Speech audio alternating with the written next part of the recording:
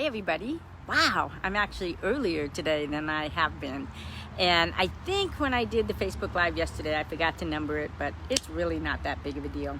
But today I wanted to tell you about an experience that kind of makes me sad because, you know, I had a deal fall apart today, and the reason it fell apart was because I was representing the seller, one of my listings, and the buyers were first-time buyers, and I wish I had known prior to accepting the offer what we were really working with, but we had first-time buyers with a pretty inexperienced agent, and that came out pretty early in the process. They were the highest and best. I mean, the terms and everything were the best. We had backup offers, so I'm probably not even going to take it out of pending. We're going to take one of the backup offers, and it's just going to go straight right back into it. But the reason that it's sad is because these buyers should not have fallen through, and it's only because they had an inexperienced agent that did not properly prepare them, did not set up and manage their expectations well. And these poor buyers, this was like the third place they'd put an offer in on, and they hadn't gotten it accepted, and they sent a very nice letter to my seller, and we just kind of fell in love with them, and the buyer's agent was wonderful to deal with, but just kind of inexperienced and did not manage their expectations. So after the home inspection, they find a couple things wrong, and we're trying to wheedle that out. They did not even give us a chance to respond to the request for repairs. That's how nervous they were. And then in the end, what the buyer's agent told me was they were just a little afraid of the HOA. I'm like, what? What are you talking about? Well, the HOA did not respond to them initially. And the HOA didn't even respond to me, but we come to find out that the HOA really only responds to the homeowner, not to buyer's agents, not to seller's agents, and not to buyers.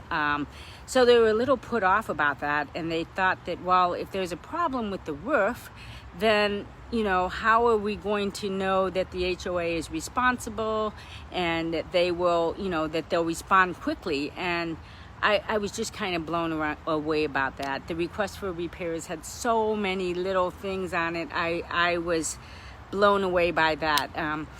Here's an example. So the fan in the kitchen didn't work, but as I said to the buyer's agent, I know that it works because when I did the open house, it was running. And I went up there today, and literally it was a switch on the wall. Somehow inadvertently, the tenants did not even know that switch controlled the fan, but somewhere in the home inspection, somebody inadvertently pressed it, and now the fan didn't work. So I went up there with the battery thinking that it was the remote, but it was actually just the little switch on the fan there, on the wall there. There's a little clamp that you put on the fireplace that will keep the flue open. So just in case, there's always air going up there. It cost $3.97. This was an issue with them, and I was like, oh my goodness. But in the end, as I said, they did not even allow us to respond to those little things, and they canceled it because they were just afraid that the HOA might not be responsive, but it wasn't even financials with the HOA. So it was really kind of heartbreaking because I know what it's like to work with first-time buyers, and I know there's a lot of anxiety, and this was like the one place that they should not have had anxiety, and I feel like if the buyer's agent had kind of just managed their expectations a little bit better, that they would have gone through with this, and they would be happy in their new home within, just a couple of weeks. Instead, without even giving us an opportunity, they canceled. They, walked away from the transaction, which is certainly their right. I contacted our two backup offers, and they're both like, yeah, we're in, just send us the paperwork, we're in. So it's going to be up to my client to decide which of those two offers she wants to accept.